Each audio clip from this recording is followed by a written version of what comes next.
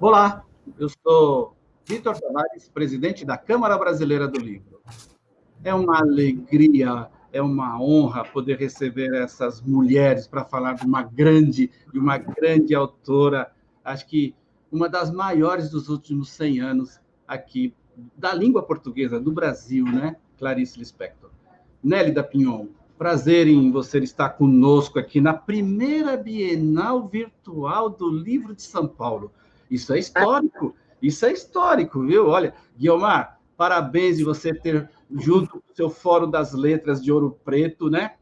Você que é uma, Muito obrigada, você que é uma Vitor. professora que está sempre conosco aí nos nossos eventos literários. Parabéns por você ter feito esta mesa para falar dessa importante escritora, dessa importante personalidade, dessa importante mulher. Quero ouvir muito a Nélida Pinhon, sabe? Essa que já é freguesa da casa, né? Participa quase de todas as nossas bienais e ganhadora do Prêmio Jabuti.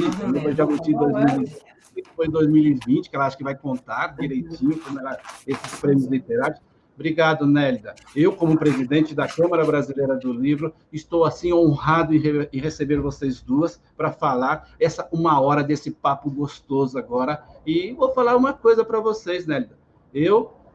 O Brasil foi homenageado na Feira do Livro de Bogotá em acho que 2011 ou 2000, não sei, acho que faz uns 9 anos, faz 9 anos. E eu estava lá como diretor da Câmara, organizando aquela grande livraria de livros brasileiros do Brasil homenageado na Feira de Bogotá.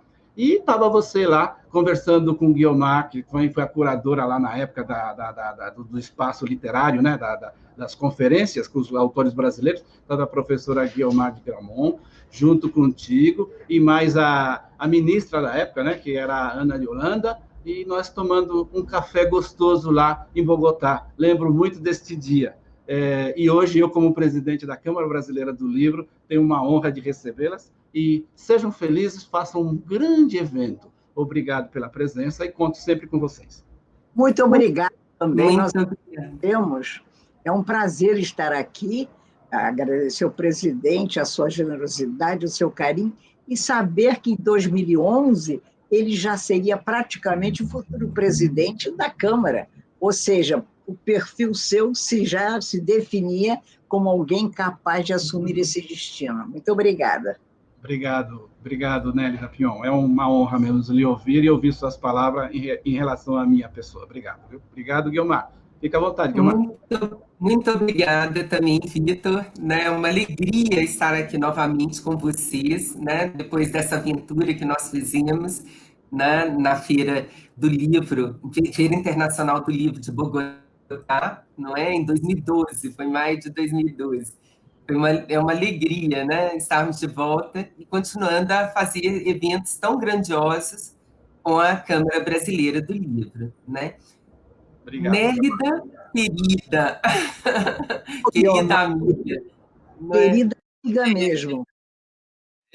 Além de ser, né, uma amiga muito, muito querida, né? Nélida Pinhon, né, carioca, né? Isso é uma alegria para a gente lembrar, né, mais uma vez isso.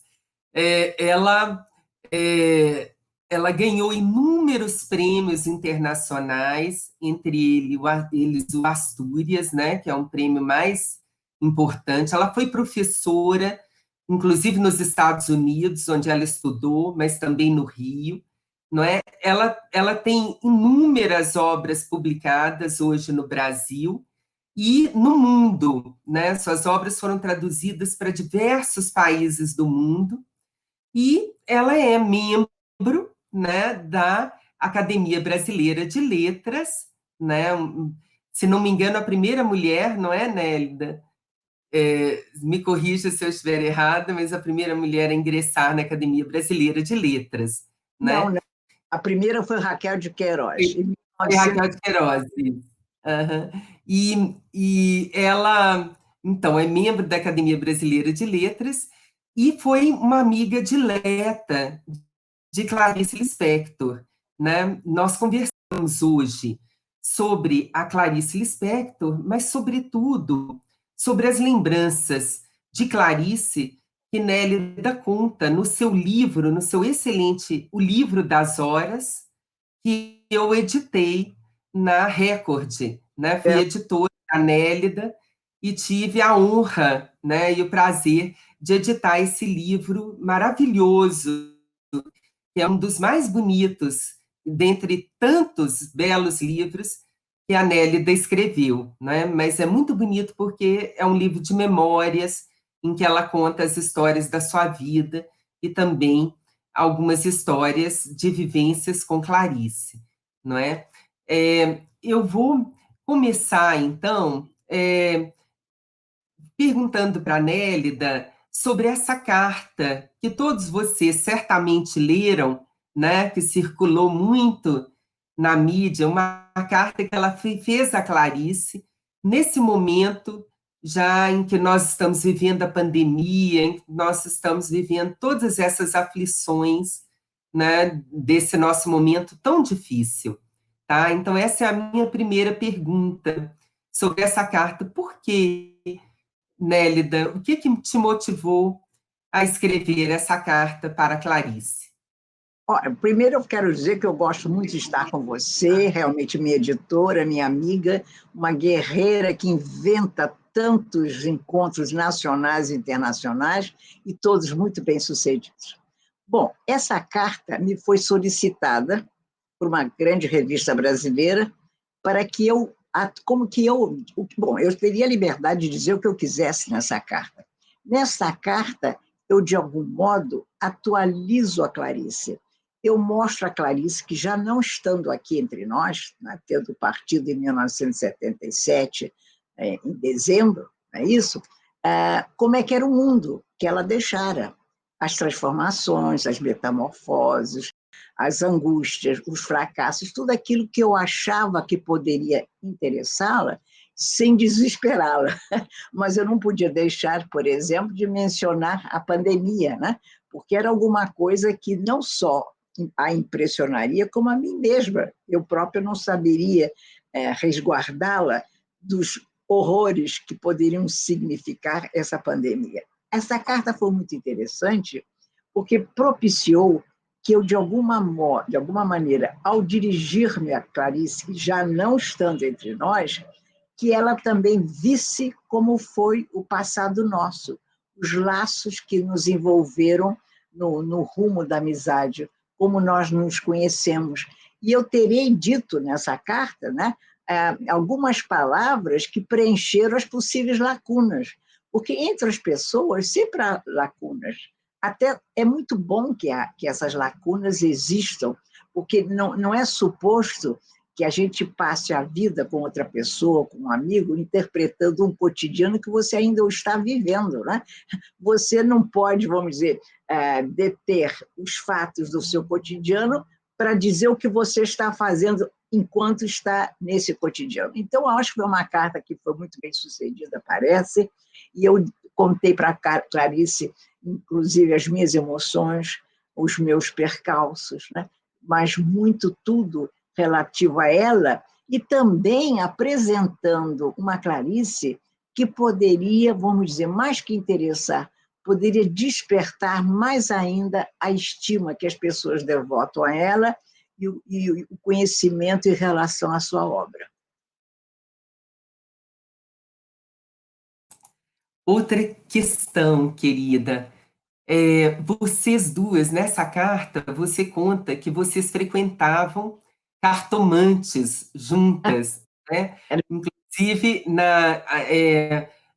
consta, né, que a Clarice Lispector escreveu, né, o seu livro A Hora da Estrela, né, que empresta seu nome a essa mesa, na qual eu quis homenagear ambas, colocando A Hora das Estrelas, né, porque é Nélida Pinhon e Clarice Lispector. Mas ela teria escrito A Hora das Estrelas porque ela foi a uma cartomante que ele só lhe contou coisas boas, disse coisas maravilhosas para ela sobre a vida, não é? E ela sai da cartomante e ela tem um sonho, né? Uma fantasia. Ela imagina assim, ai, de repente eu podia ser atropelada agora, né? Depois de ter ouvido todas essas coisas boas. É verdade. E essa, né, acaba inspirando a escrever o livro das Horas, não é? E você conta que, da mesma forma, a Clarice, em vida, né, não a Macabeia, né, mas a Clarice também teria se aborrecido porque a cartomante não teria previsto, né, a doença e a morte, né, que estava à espreita, né, que estava ali à porta dela, né? Ela morreu muito jovem, eu fiquei muito impressionada, né, com 57 anos. O Então, Guiomar, como assim, diz para nós. por favor, termine a sua frase. Desculpe que eu não... Pode nos contar sobre isso, por favor. Seria muito interessante realçar um aspecto da Clarice. Clarice era, até por origem, os povos, ela se originou de um povo antigo. Ela era de família judaica, de uma família que foi perseguida pelos pogrões, mas essas famílias, tanto as judaicas, aquelas famílias europeias antigas, né, traziam no seu bojo um espírito de quem desconfiava do porvir. O porvir, o futuro era muito incerto, era muito difícil. Uma Europa sempre assaltada pelas guerras, pelos morticínios. Então, e isso vem dos gregos, é uma herança que todos nós tivemos dos gregos, né? Os oráculos, o mundo dos oráculos sempre ajudou o ser humano a enfrentar o futuro, a, de algum modo, afugentar os dissabores, as tragédias humanas. Então, eu sempre achei que a Clarice tinha esse legado como herança. Ela era supersticiosa, assim como ela era uma coisa muito interessante, Guiomar. Ela tinha uma alta intuição, uma intuição extraordinária. Eu até dizia, brincando para ela, que ela escrevia acreditando na mão de Deus que pousava sobre o seu ombro. Então, tudo isso conjugado, a superstição, né, essa noção da antiguidade dos homens, das incertezas de todos nós, portanto, havia que ouvir os oráculos para que eles nos certificassem de que talvez o mundo não fosse tão cruel. A Clarice trazia isso. E ela, então, sempre, ela gostava de cartomantes, ela ia muito, eu fui várias vezes com ela, eu acompanhei várias vezes as cartomantes, até que ela se fixou na famosa Nadir, e fomos várias vezes, até que um dia eu disse assim, olha, Clarice, eu não vou mais não, aí ela continuou indo, e a Nadir aparece no livro dela, Hora da Estrela, e ela, nós estávamos no hospital, na suíte que eu consegui, que o ministro Nascimento Silva cedeu ao meu pedido, eu tirei Clarice do Hospital São Sebastião e nós a transferimos para o Hospital da Lagoa. Houve um momento que eu estava sozinha com ela. Tinha enfermeiras, enfim. Ela disse assim com uma voz, ela tinha um jeito interessantíssimo, ela era uma mulher muito bem. Tinha, às vezes, uma maneira astuta, também dos povos antigos, aquela astúcia de quem sabe mais do que você podia imaginar, mas quer que você dê provas a ela de que ela está errada ou que ela está certa. É uma espécie de uma astúcia muito, muito antiga dos mundos antigos, dos povos arcaicos e sábios. Aí ela disse assim, como quem não estava muito certa do que dizia, para me distrair. O Nélida, mas engraçado, a Nadir errou. Ela não previu que eu ia ficar assim como eu estou aqui no hospital. Eu percebi a manobra dela. E como não havia nenhum planejamento de se contar a verdade para ela, de que ela estava com câncer avançado e que talvez tivesse pouco tempo de vida, eu disse para ela, Claricinha, que às vezes eu chamava muito Claricinha, Claricinha, você é engraçado, né, querida? Você não disse para ela que não queria que ela lhe falasse das coisas graves? Então, ela não lhe disse. Não era grave, então não lhe disse. Ela ficou aparentemente serena. Mas a Nadir foi muito importante. Uma outra vez, ela era tão supersticiosa e gostava tanto de desvendar o futuro, né?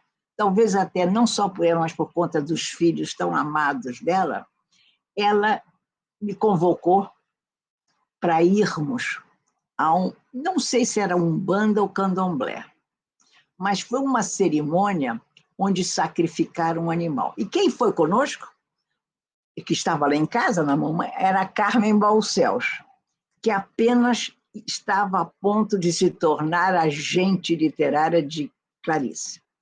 Por Que é influência. hoje sua agente também, né, Carminha?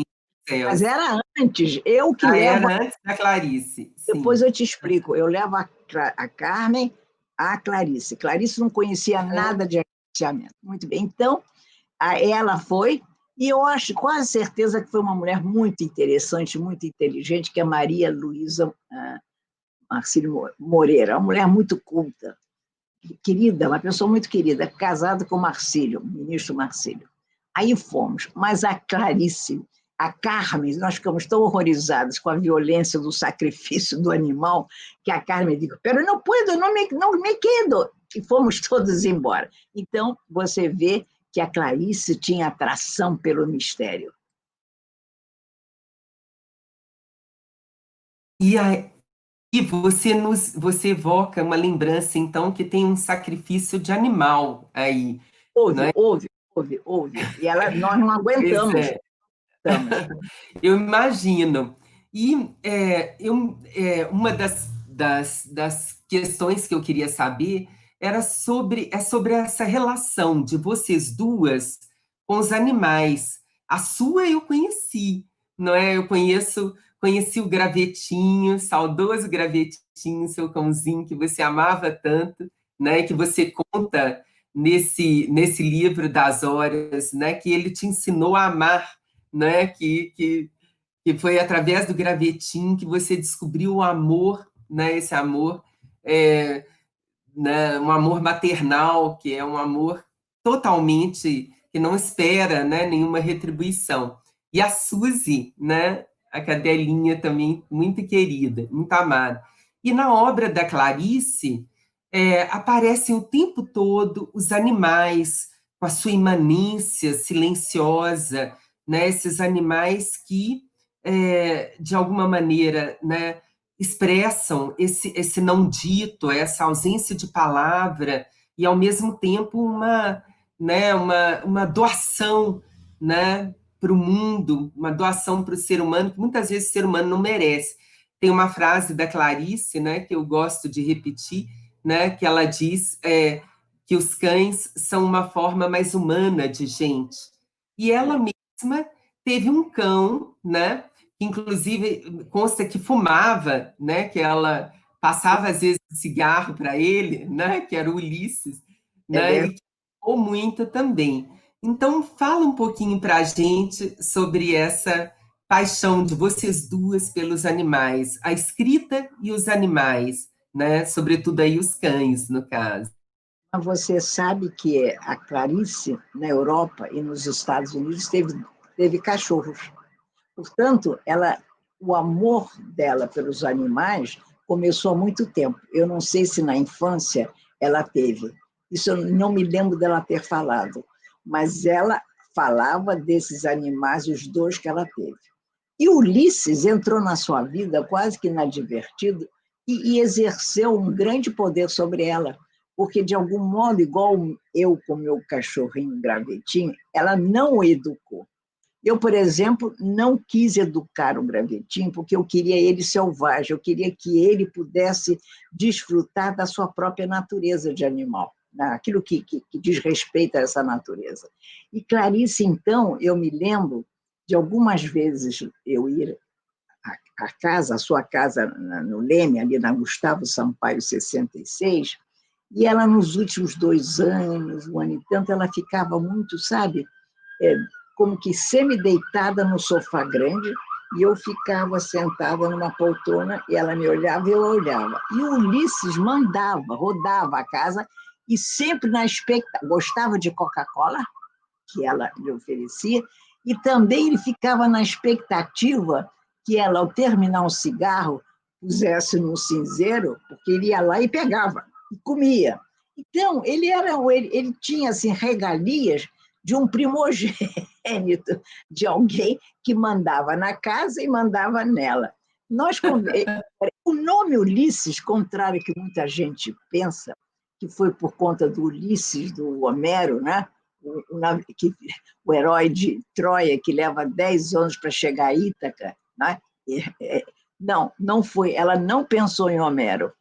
Ela não disse exatamente, mas ela insinuou que era o nome de um professor que ela teve na Europa. E eu tenho a impressão que esse professor ficou encantado com ela, porque ela era uma mulher bonita, uma mulher fascinante, né?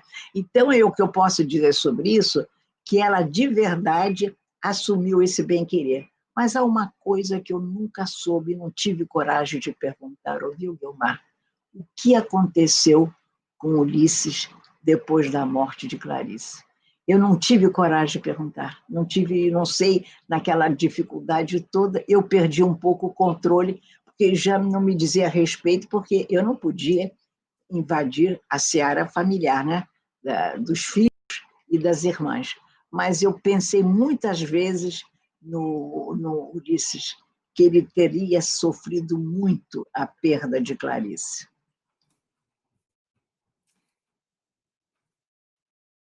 Imagino, Nélida, o que você conta, assim, realmente, né, para os cães, assim, né, a ausência do dono, né, muito amado, é uma coisa, assim, que pode até ser mortal, né, para um cão, né, É, muitas vezes muitas eu vezes.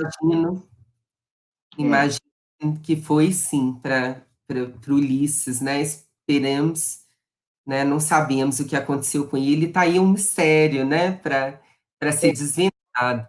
Como outro, né? Que você relata no livro das Horas, você nos conta um episódio sobre a morte de Clarice, sobre o enterro dela como judia. Você conta um pouquinho disso no livro das Horas, foi uma revelação inédita que você trouxe no livro. Eu queria que você falasse um pouquinho desse episódio para a gente, por Você favor. sabe, eu senti que nos últimos, talvez, repito, 2 anos, havia algo em Clarice, porque não saía, às vezes saíamos, poucos compromissos ela aceitava se informar, mas um ou outro, quando acontecia, nós íamos juntas. E ela, discretamente, me dava o braço. E havia como que um acordo sensível entre nós de que ela simularia que não estava apoiada no meu braço e nem eu a estaria sustentando, apertando o braço dela contra mim. Mas, de verdade, ela andava hesitante. Ou seja, a doença, né, estaria surtindo efeito e ela, não sei se ela deu atenção devida na hora certa. O fato é que houve, não sei, 2 anos antes, 1 ano tanto, um encontro, um grande seminário em Porto Alegre, muito importante. Esse seminário, dele nasce o primeiro manifesto, um documento que viria a ser o primeiro manifesto da sociedade civil, né, contra a ditadura, a censura especificamente, mas contra a ditadura militar. E Clarice foi a esse encontro, fomos juntas. E, então, de manhã, ela acordava muito cedo, nos falávamos, né, para saber como ela estava, como é que ela não aceitou falar muito, não, ela não aceitou. Mas, enfim, eu tinha uma agenda mais pesada. Mas nos víamos sempre, inclusive, ela dormia muito cedo, comia alguma coisa e ia dormir. E aí também há um encontro, há aí um fato muito interessante. Há uma reunião de escritores no sindicato, não sei, agora não me lembro se era o sindicato, não era dos editores, dos jornalistas. Era um sindicato jornalista em Porto Alegre e quiseram reunir alguns escritores, inclusive Clarice e eu, e lá fomos. Há uma fotografia histórica que você pode ver. Nesta foto estão Clarice, o Fernando Moraes, meu Deus, o Porto Alegre, o gaúcho, o Caio Fernandes Abreu, e mais 1 ou 2 pessoas. E nesse encontro, que ela entrou muito calada, porque ela não era de falar para grupos, não era, ela, de repente, para meu encanto e para minha surpresa, ela tomou da palavra e foi absolutamente feroz contra a censura e contra também uma certa conduta editorial da qual o escritor sofria. Ela se dá conta, já nos últimos anos, ela reclamava de que ela ganhava poucos direitos autorais. Isso a magoava. Mas esse encontro é muito importante, porque eu sei, você pode ir, a imprensa publicou os efeitos da fala de Clarice, que era raro, nesse sindicato. Pois, então, voltemos. A partir desse encontro, que foi tão bem sucedido, né, que nós decidimos que faríamos esse manifesto, o que ocorreu foi um sucesso, é o chamado Manifesto dos 1000, que era 1040, mas um grande manifesto, né? E alguns de nós fomos a Brasília levar esse documento histórico para o ministro Armando Falcão. Eu fui uma delas, não era para eu ir, porque eu era organizadora e também redatora, então eu deveria ter sido poupada. Mas não, 2 dias antes encontramos na casa do José Louzeiro, um pequeno grupo, e o Rubem Fonseca, para minha surpresa, apresentou-me uma passagem aérea e disse: Néida, você vai ter que ir. Eu disse: mas não foi dito que gente como nós não iríamos? Eu disse: não, mas você não tem medo, é destemida e é uma diplomata, você saberá enfrentar. Muito bem. Então, depois disso, houve um segundo encontro em Porto Alegre. Eu fui, para minha surpresa, a Clarice não foi convidada. Mas eu não me dei conta, achei que talvez ela tivesse sido e não aceitou o convite, porque ela não aceitava tudo. Quando eu chego em casa, eu fui para a casa da minha mãe, para jantar, qualquer coisa, e vê-la, soou o telefone, era a própria Clarice. Aí eu atendi. Aliás, me chamaram e eu atendi. E ela, com uma voz um pouco compungida, disse: Nélida, eu estou no hospital. O que houve, Clarice? Fui operada e eu queria que você viesse aqui. Era de noite. Eu sabia que era dificílimo entrar no hospital São Sebastião, ali do Catete, no Rio de Janeiro. Mas ainda assim eu não hesitei. Lá fui eu correndo. Lá chegando, não me deixaram entrar, mas eu, de algum modo, regalei, dei uns presentinhos, consegui entrar. Quando eu vou para o quarto dela, quem está lá é a Olga Borelli. Era quem estava lhe fazendo a companhia. E para minha grande angústia, ela estava cheia de aparelhos. Ela tinha me dito que a operação era uma vesícula. Eu achei que não era possível, mas eu não sou muito conhecedora, mas mesmo assim me angustiei muito. E ficamos conversando um pouquinho, não demais, porque eu sabia que ela precisava descansar. Eu disse: Claricinha, amanhã eu venho. Ela disse: você vem amanhã? Eu disse: amanhã eu venho. Aí a Olga se ofereceu para me levar até o aeroporto, até o elevador. Eu disse: não, Olga, você fica aqui com a Clarice. Aí a Olga me pisca o olho. Eu fiquei gelada, porque era um sinal de que ela precisava falar comigo, que eu aceitasse a sua companhia. Efetivamente, ela me acompanhou até o elevador e disse: Nélida, é uma tragédia. Clarice está com câncer muito avançado. Eu disse: meu Deus. Há 2 diagnósticos. Um médico diz que ela poderá viver uns 2 anos. O outro diz que é muito difícil que ela vença 40 ou 50 dias. Aí eu fiquei pensando: meu Deus, porque eu não me lembro, eu acho que ela não tinha um plano de saúde naquela época, não sei bem. Aí eu pensei: temos que tirá-la daí, porque ela vinha, a Clarice, eu suspeito que não tinha muitas reservas. E, além do mais, ela vinha muito preocupada com dinheiro. E com razão, porque o embaixador, o Geo Valente, também tinha sua família. Eles se casaram e, além do mais, havia o tratamento do filho, do Pedro, né?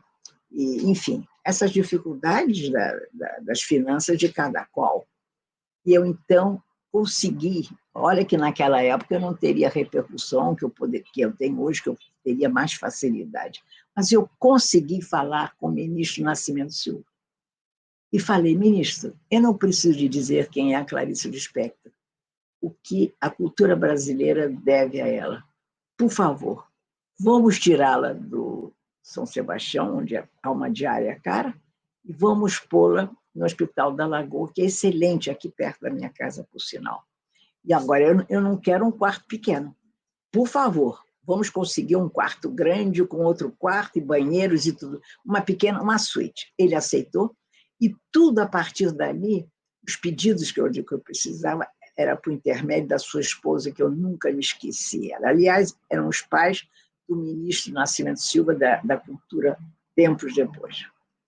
Muito bem. E lá foi ela.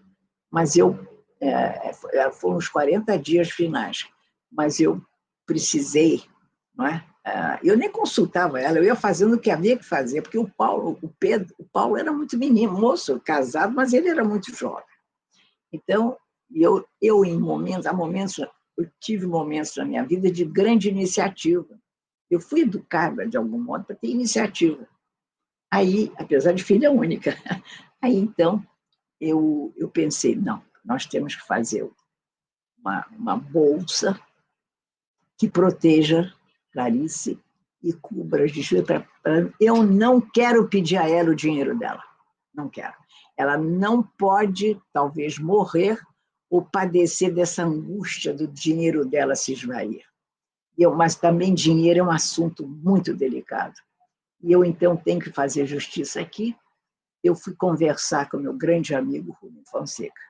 De comum acordo, nós demos uma solução perfeita para o que se fazia necessária. Eu tenho tudo isso registrado, um dia terei que publicar. Tem uma coisa aqui, tá? Então, espera um minutinho que apareceu uma... Hein?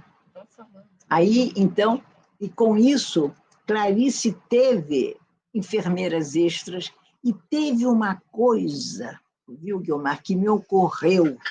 Veja só, eu temi que pudesse haver invasão de visitas, que pudessem filmá-la, fotografá-la. E eu não queria isso, eu queria preservar a intimidade de Clarice, o direito dela estar protegido. E eu, então, contratei... Compreendo. Hein? O quê? Compreendo, querida. Continue. Então, ela teve proteção na porta o dia inteiro. Você vê que não há uma foto de Clarice, uma filmagem, não há um vestígio de que ela esteve no hospital. Bom, e assim foi. Houve outras coisas que eu não posso falar muito, mas enfim. Mas era muito interessante. Ela me dava bilhetinhos. Ela sempre gostou dos bilhetes. Alguns livros delas foram organizados como um puzzle, com vários bilhetes que ela ia tirando da caixa, e ia colando uma colagem, um ao outro. E ela me deu alguns bilhetes que eu tenho até hoje, que eu não deixei publicar, mesmo nesse livro que a Rocco publicou com a correspondência dela. Eu só dei um ou dois. Então, e conversávamos, né? E às vezes eu saía, porque eu tinha que resolver problemas práticos, né? Problemas práticos pertinentes a ela. Até que um dia eu fui chamada quase de madrugada, correndo, eu devo ter chegado lá às 6 da manhã, que ela estava já muito mal e entrou em coma. Entrou em coma umas 4 horas. Estavam lá, Paulinho, a esposa, que é um encanto, a nora, as 2 irmãs, Elisa e Tânia, uma outra pessoa, que eu não sei se era Cileia, isso eu não me lembro. E Olga Borelli, que estava ao lado do leito dela, segurando a mão direita e eu à esquerda. E ali ficamos. E o engraçado, diante daquela circunstância tão difícil, que me causava tanta dor, eu me levantava, porque eu estava já sentadinha numa cadeira para não ficar em pé. Aí eu me levantava, ia para o ouvido dela e dizia-lhe umas palavras da amizade, do bem-querer, da proteção, enfim, dizendo-lhe que que partisse em paz. Essas coisas que a gente diz, sobretudo uma mulher religiosa como eu, né? E assim foi, ela foi embora. Mas há um fato que eu conto que eu acho importante, que está nesse livro ou em outro. Quando ela faleceu, ela não ia poder ser enterrada, porque ela faleceu numa sexta-feira. Ela não ia poder ser enterrada no sábado, por causa do sábado, né? Então, ela teria que ser enterrada no domingo, no cemitério judaico. Mas a Olga Borelli me chama à parte e diz assim: Nélida, Clarice não pode ser enterrada como judia. Eu levei um choque. Como? Não, porque ela como que se converteu, a expressão seria essa, no cristianismo. Ela é uma cristã. Eu fiquei muito impressionada, eu disse: Olga, isso não pode ser assim. Se Clarice converteu o seu cristianismo e talvez desejasse ser enterrada como cristã e receber os sacramentos que correspondem ao cristianismo, ela devia ter nos dito nesse tempo todo, a família, sobretudo. A mim, não, a família. Uma família muito honrada, muito decente, muito correta, e uma família judia, judaica. Não é assim, você não pode mudar as tradições, as preces de uma família e inventar ou impor uma religião que eles não sabem existir. E aí eu consegui convencer a Olga, mediante a certeza de que nós duas organizaríamos uma missa de sétimo dia na igrejinha ali do Leme, não é na Gustavo Sampaio, a Ribeiro da Costa, eu acho que é essa, onde ela morou no passado, antes de mudar-se para o Gustavo Sampaio em 1966. Muito bem. E essa foi uma missa linda, a família toda foi, uma família muito elegante, muito correta, enfim.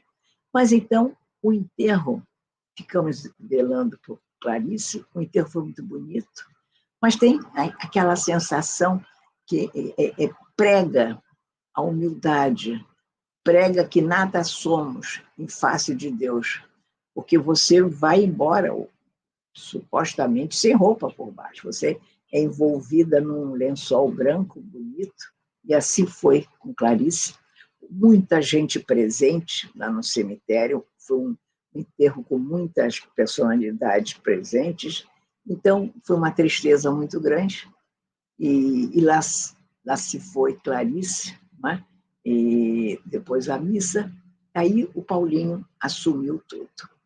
Aí o Paulinho era o filho em condições para assumir tudo. Mas muito interessante que Clarice, uma vez, num carro, nós saímos, fui buscá-la, nós íamos passear, ela gostava muito de passear comigo. Eu tinha como que a obrigação de ser cênica, teatral, de animá-la, coisa que eu fazia com naturalidade, né? Porque eu sou teatral mesmo, tem um lado meu que eu gosto das coisas, eu adorava a Clarice, eu queria a Clarice bem. E à medida que eu falava, ela ia melhorando, ficando mais animada. Até que ela dizia uma frase formidável, era uma das frases, era um mote da vida da Clarice. Ela dizia assim: estou com fome. Quando ela dizia estou com fome, meu bem, você tinha que seguir esses impulsos da Clarice, porque ela ficava de mau humor quando enfim, não se alimentava, não comia. Então, nós íamos para um restaurante e ela fazia os seus pedidos. Sempre tudo nosso era simples, era modesto, né? Muito, muito de acordo com a nossa amizade, como nós éramos, né? E ela comia com entusiasmo. E a sensação que eu tinha é que ela tinha esperança de que, mediante a comida, o alimento, né, ela conseguiria a felicidade. Algo aconteceria, surgiria um amor, uma revelação, uma transcendência que haveria de fazê-la feliz. Isso ia indo. Quando já quase terminando a sobremesa e a felicidade não lhe bater à porta, aí ela queria voltar para casa. Numa dessas viagens, eu me lembro bem, pela Avenida Atlântica, ela disse assim, com aquele jeito dela, aquela astúcia milenar: Nélida, eu quero, com a minha morte um dia, você é muito mais nova, você cuide de todos os meus livros, meus direitos autorais para os meus filhos.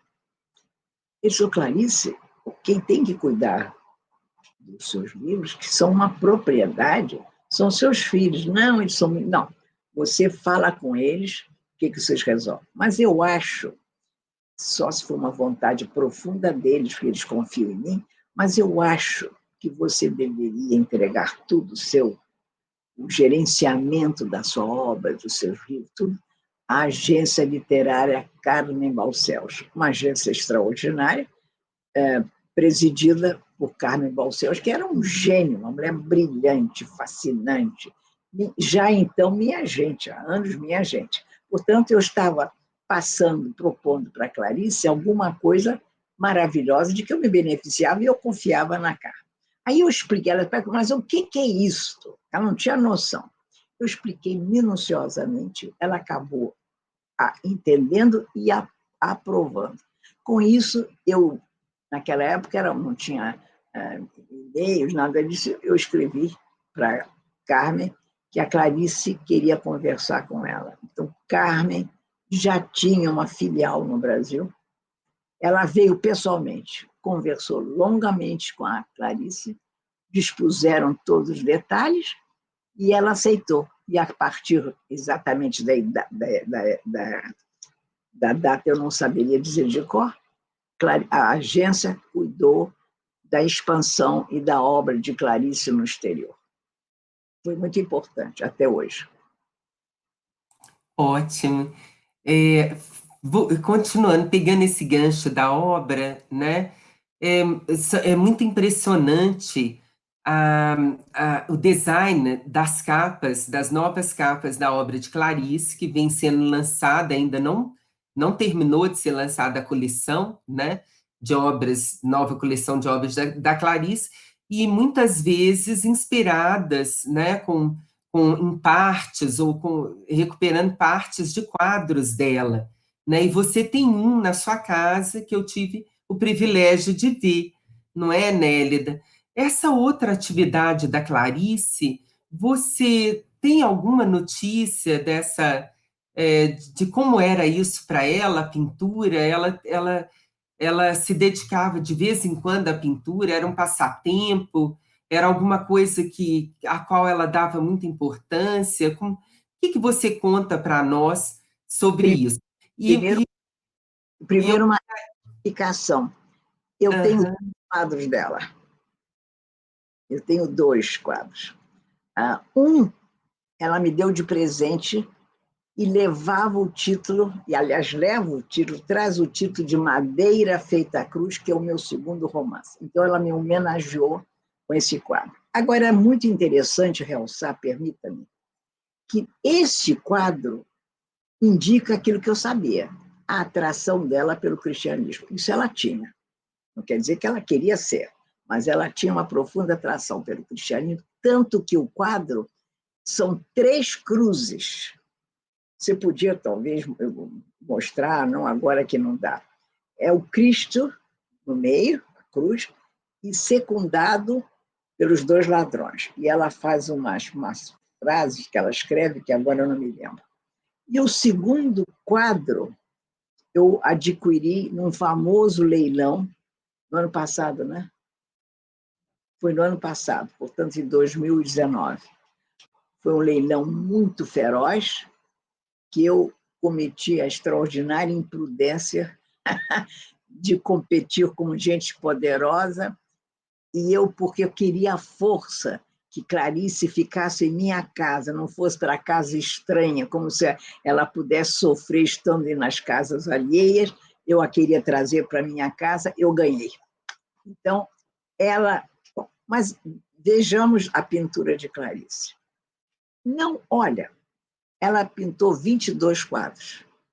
Parece que eu tenho 2, não sei se a Maria Bonomi tem 1, né?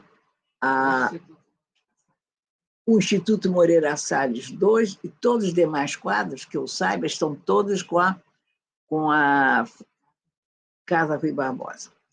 Eu acho Eu nunca vi muito a Clarice falar nesses quadros. Nunca vi.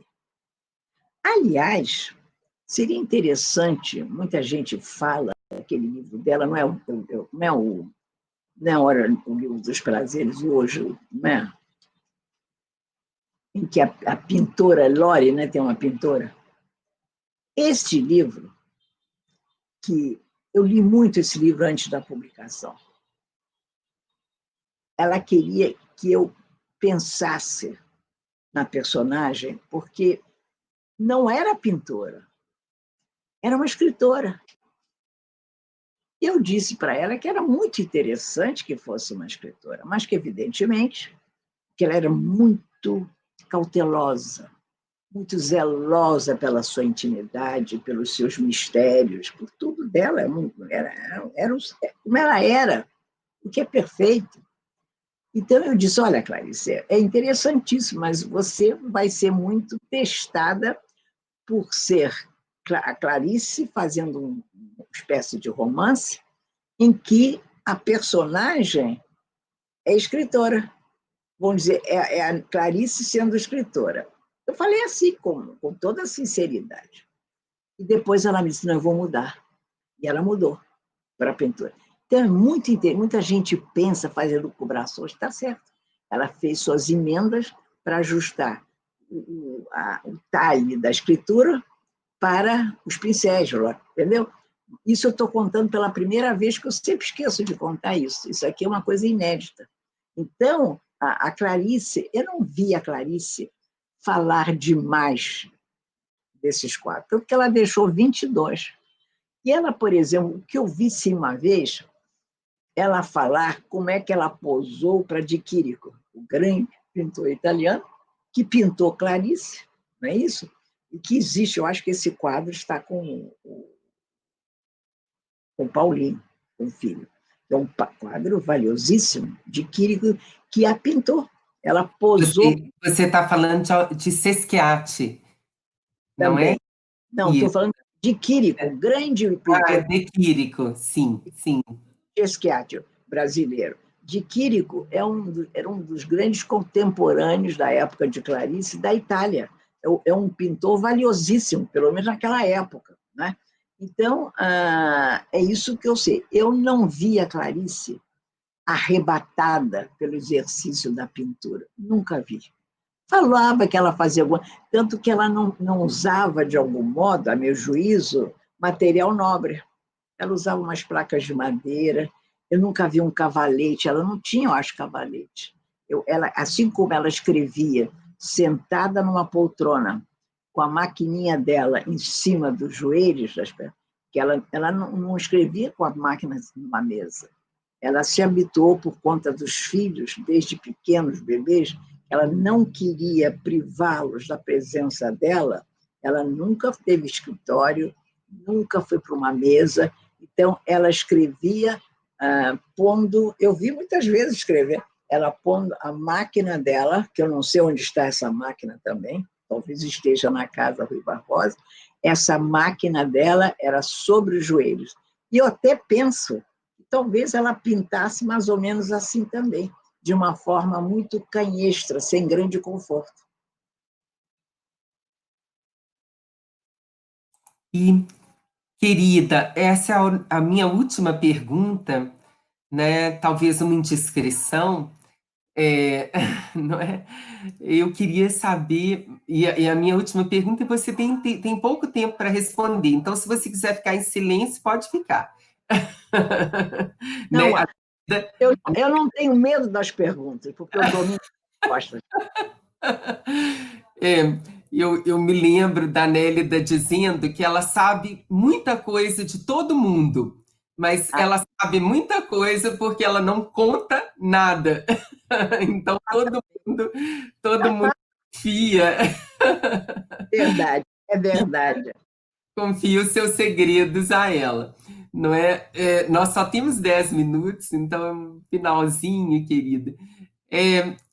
Consta que a Clarice teria se apaixonado perdidamente pelo Lúcio Cardoso, e, de fato, as cartas trocadas entre eles são maravilhosas, não é? E depois não se sabe muito sobre os amores dela. Eu queria saber, Nélida, vocês trocavam confidências nesse nível ou ela era reservada demais? Não é? Eu não preciso contar as confidências. Eu só queria saber se vocês falavam dessas coisas que nós todas, mulheres, falamos, não é? Mas não é só a mulher que fala, os homens, aliás, os homens se confidenciam até relativo a coisas que eles não deviam fazê-lo. Então, eu acho que a humanidade é muito desrespeitosa com o sexo alheio, com a vida amorosa alheia. Isso dito é verdade. Essa frase é minha, que eu digo sempre. Hoje mesmo eu disse para alguém, para um jovem que eu gosto muito, e eu o acautelei. Cuidado com tudo que você sabe. Você tem que ter uma reputação de uma pessoa que merece os segredos que lhe são depositados. Então, é verdade, eu sou alguém que eu sei muito. A verdade é que eu sei muito mesmo, eu conheço todo mundo. Só que as pessoas sabem que eu conheço porque eu não conto. E eu não conto mesmo. Eu sou uma mulher muito discreta. E, sobretudo, imagino uma pessoa com os grandes amigos, né? E Clarice eram os grandes amigos, então ela sabia que eu era rigorosamente leal, tanto que ela usava uma expressão mais ou menos vigente, um pouco no Oriente Médio, em certas tribos antigas, em certos grupos, certas greys também arcaicas, que era ela usava isso, ela dizia, Nélida é alguém que como você põe uma moeda entre os dentes para saber se é ouro. Você aperta e você se dá conta, porque você tem dúvida que não é ouro, e você se dá conta que é ouro. A Nélida é pura ouro. Uma coisa muito bonita. Quem contava essa história era a grande Marie de Oliveira, poeta, amiga de Clarice, e muito minha amiga, uma pessoa formidável. Muito bem. A Clarice, relativa a Lúcio Cardoso, houve um grande encantamento. Ambos jovens, ambos belos, e ambos com talento. Era um encontro inevitável, né? E, sobretudo, porque Lúcio era um homem culto, tinha um lado voluptuoso. Aliás, o Lúcio Cardoso, para mim, é a figura física e de perfil, de psicologia, mais fascinante como escritor.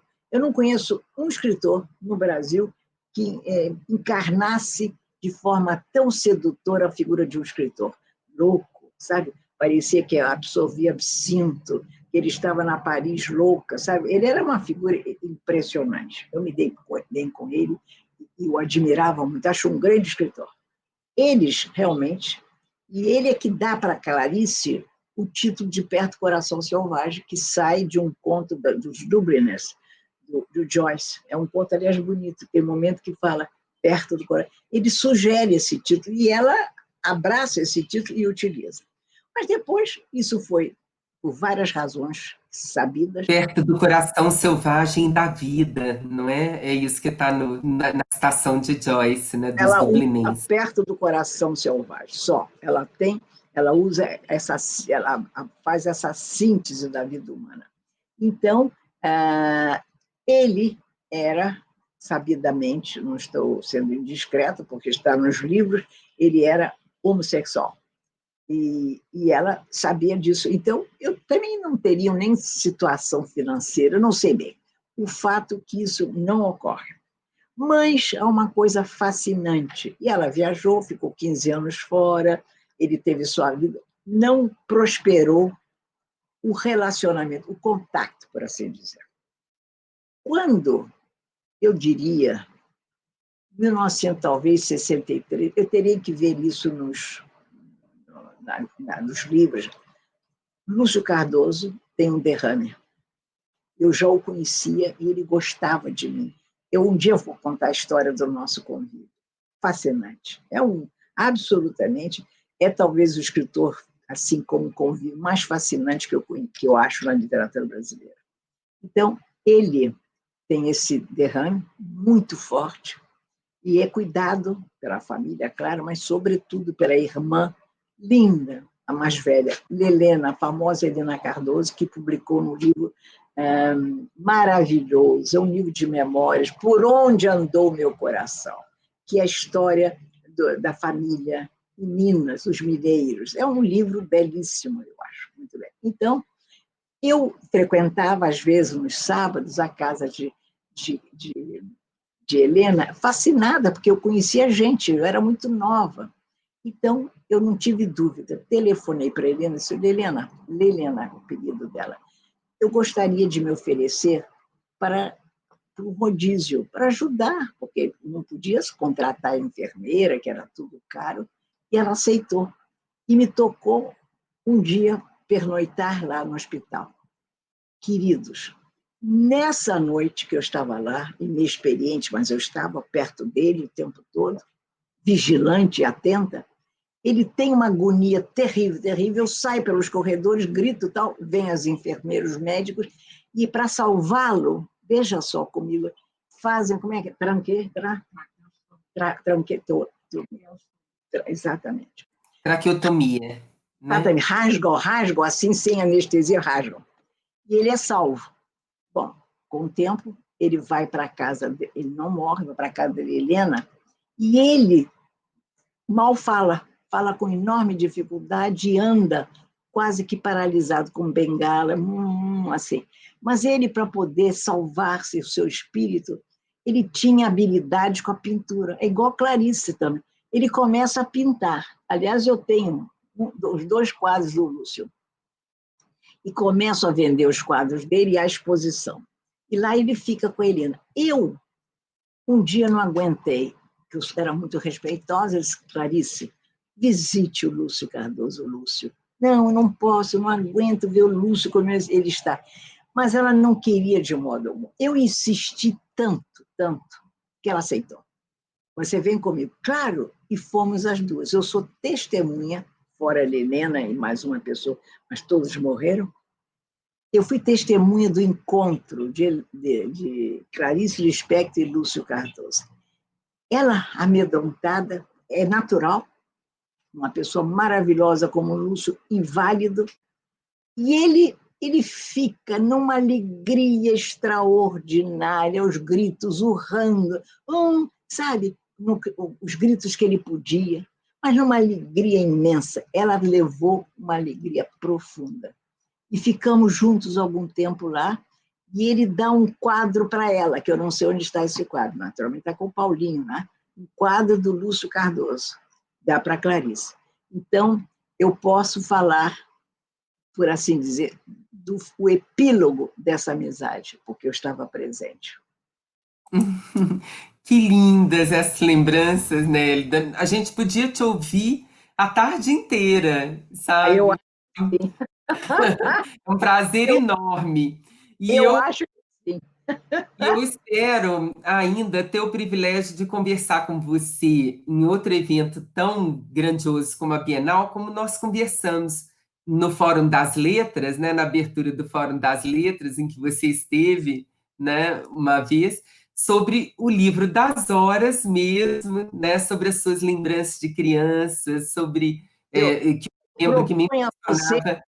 Guiomar, eu proponho que na próxima vez nós conversemos sobre o meu livro que acabou de sair, meu romance. Também. Vamos fazer isso, querida, vamos fazer isso, né? Mas só para terminar, né? Todos aqui estão admirados, assim, todos os comentários, não há perguntas, há só manifestações de admiração sobre, né? Dizendo que a gente fez a Clarice reviver, assim, que parece que eles eles compartilham das suas lembranças, né? As pessoas que estão nos assistindo, né? É muito envolvente, muito gostoso te ouvir falar, não é, Nélida? E aí eu vou só lembrar uma coisinha do livro das horas que é linda, é que a Nélida era muito tímida. A mãe dela uma vez conta que ela ficou com os cotovelos sangrando uma vez que ela teve que falar em público, né? E depois ela foi vencendo a timidez, se tornou uma grande professora e hoje é uma grande oradora, e essa oradora, né, tão envolvente, né, tão querida, né, além da grande escritora que é. E eu queria só, então, te agradecer demais, querida. Como é bom, né, poder falar com você, conversar com você, porque eu estou com muita saudade das conversas na sua casa, né? É muito gostoso estar aqui. E agradecer a Bienal de São Paulo, né? A primeira Bienal virtual de São Paulo, em que nós estamos participando, organizada pela Câmara Brasileira do Livro. Agradecer a todos os patrocinadores da Bienal, né, o papel pólen, as canetas Bic e muitos outros apoiadores da Bienal, mas, sobretudo, ao Escritório do Livro da Embaixada da França no Brasil, que é quem nos propiciou a participação da Nélida, tão importante nesse dia, que é o dia do centenário de nascimento da grande escritora Clarice Lispector. Então, realmente, hoje foi o dia da Hora das Estrelas. A estrela Clarice Lispector e a grande estrela Nélida Pinhon. Muito obrigada a todos vocês que nos ouviram nessa tarde. Fiquem na Bienal, muitas atividades aí nós temos ainda a assistir até o dia 13, e também no Fórum das Letras, não é? Procurem o site do Fórum das Letras. Nós vamos ter atividades até o dia 18, até o dia 18 de dezembro, ainda teremos palestras às 11 horas e às 19 horas, todos os dias na semana que vem, a partir do dia 14. Muito obrigada, foi um prazer. Isso.